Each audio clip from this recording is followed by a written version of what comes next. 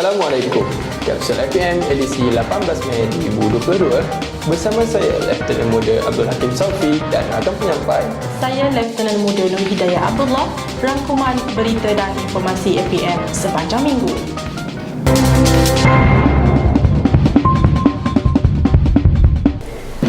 Bertempat di Eagle Ranch Resort, Port Dickson, pengurusan tertinggi APM dan beberapa pegawai kanan mengadakan mesyuarat berkala dan program riadah santai yang turut disertai Yang Amat Setia Ketua Pusurujaya APM.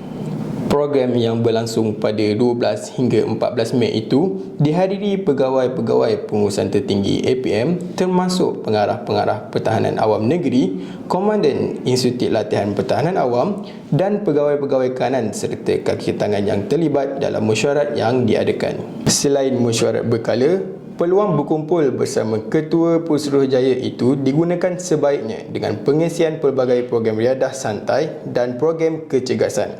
Antara program yang mengisi jadual pegawai-pegawai berkenaan termasuklah aktiviti kecergasan larian 2.4 km, aktiviti mendaki Bukit Batu Putih, aktiviti memanah dan simulasi menyelamat di air oleh Pasukan Penyelamat Pantai APM Negeri Sembilan.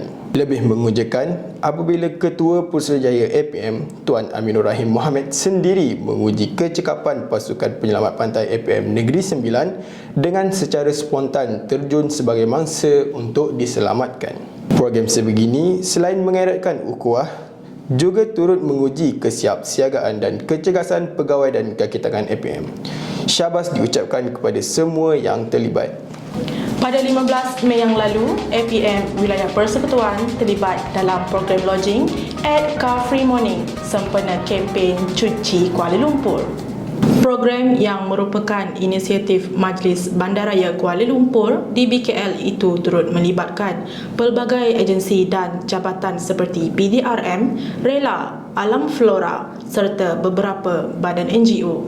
Seawal pagi Ahad itu, program telah dimulakan dengan pembersihan di kawasan tumpuan sekitar KLCC, Chowkit dan Jalan Tuanku Abdul Rahman. Ini kerana Kuala Lumpur merupakan imej ibu kota yang menjadi tumpuan pelancong dalam dan luar negara. Semoga inisiatif seumpama ini dapat diteruskan di masa akan datang bagi memastikan ibu kota Kuala Lumpur terus bersih dan sejahtera. Dalam memastikan anggota penyelamat sentiasa sigap terhadap sebarang kecemasan, khususnya kepada pengunjung pantai, ujian pemilihan Asto Penyelamat Pantai APM Negeri Pahang telah diadakan pada 14 Mei yang lalu. Pemilihan ini telah dihadiri kira-kira 30 orang anggota sukarelawan tugas operasi yang mempunyai kemahiran sebagai penyelamat, terutama sebagai petugas penyelamat pantai.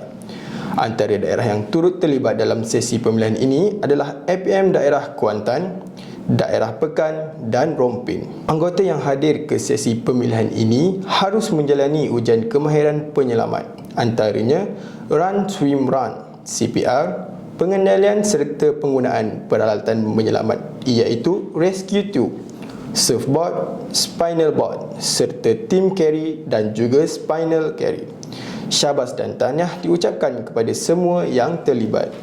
Hujan lebat berterusan lebih 3 jam yang melanda sekitar daerah Hulu Selangor telah menyebabkan beberapa kawasan daerah itu dilanda banjir kilat pada 15 Mei yang lalu. Paras air sungai yang melepasi paras bahaya serta melimpah menyebabkan 20 buah rumah di kawasan sekitar iaitu di Kampung Pasir, Kampung Jawa dan beberapa kampung telah dinaiki air sehingga paras betis.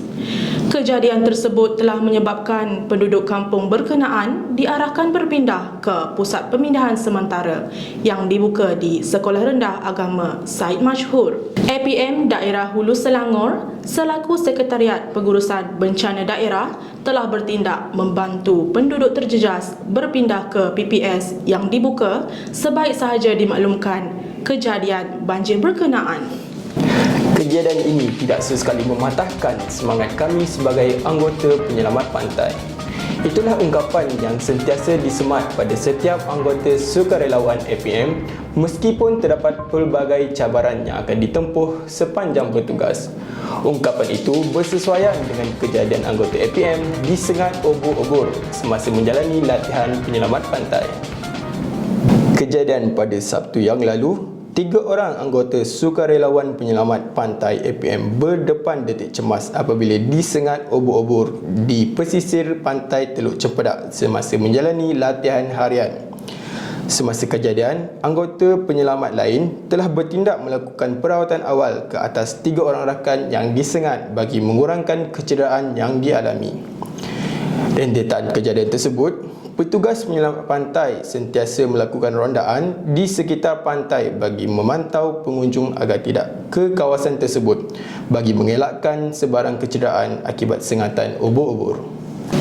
Hujan lebat yang berlarutan selama 1 jam pada jam 12.30 tengah hari 16 Mei yang lalu telah menyebabkan beberapa kawasan di Kedah dilanda banjir kilat.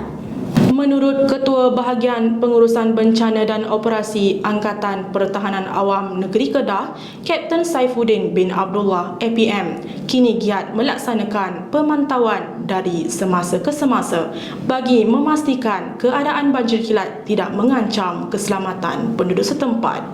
Tambah beliau lagi, APM juga bersiap siaga menghadapi sebarang kemungkinan yang akan berlaku dan menasihati supaya penduduk di kawasan yang berisiko sentiasa berjaga-jaga dengan keadaan semasa dengan mengelakkan berada di kawasan tepi pantai. Untuk segmen Info APM kali ini, saksikan video perkongsian pengendalan haiwan berbisa oleh Pegawai Pasukan APM Pulau Pinang, Lieutenant Muda Arif Berkat. Jom saksikan. So, first kali kita kena tahu jarak selamat ular dengan kita. Macam mana kita tahu jarak selamat? Kita anggarkan jarak selamat dia, dia boleh lompat patuk kita jarak 2/3 daripada badan dia. Okey, 2/3 daripada badan dia. So, jarak selamat kita dengan ular adalah 2/3 daripada panjang badan dia. Kalau panjang dia 1 meter, jarak selamat 0.7 meter. So, saya kena ada jarak 0.7 meter. Yang tu jarak selamat. Itu yang pertama lah. Okey. Yang kedua, kita tengok keadaan ular tu. Kalau ular tu ada dekat kaki, jangan gerak. Jangan gerak. Diamkan diri. Bila kita diam, ular tak anggap kita ancaman, ular akan jalan saja. Okey? Okay?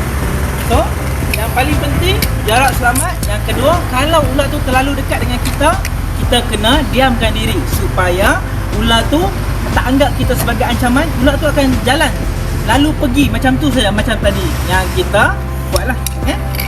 Okay, sekarang bila ular rasa terancam, dia akan kembangkan leher dia. Okey. So, yang ni cara dia kembangkan leher. Ular ni sebenarnya dia ikut pergerakan.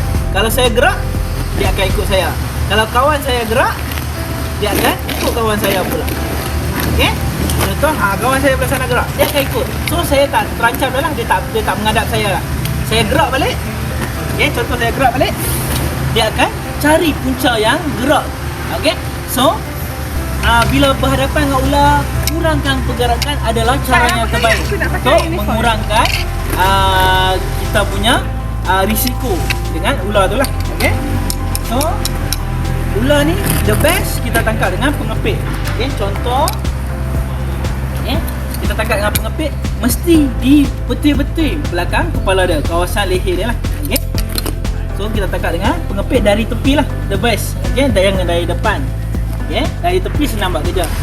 Okay? Okay. Betul-betul belakang kepala, tak mau. Okay. So, bila dia betul-betul di belakang kepala, dia tak boleh ke kiri, ke kanan.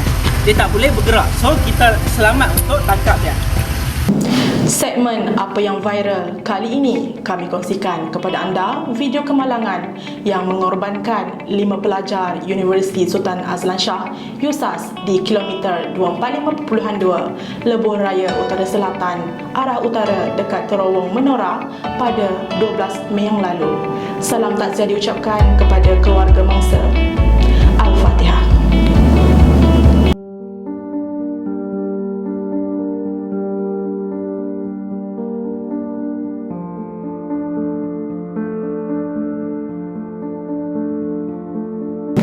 Sekian untuk kapsul APM kali ini.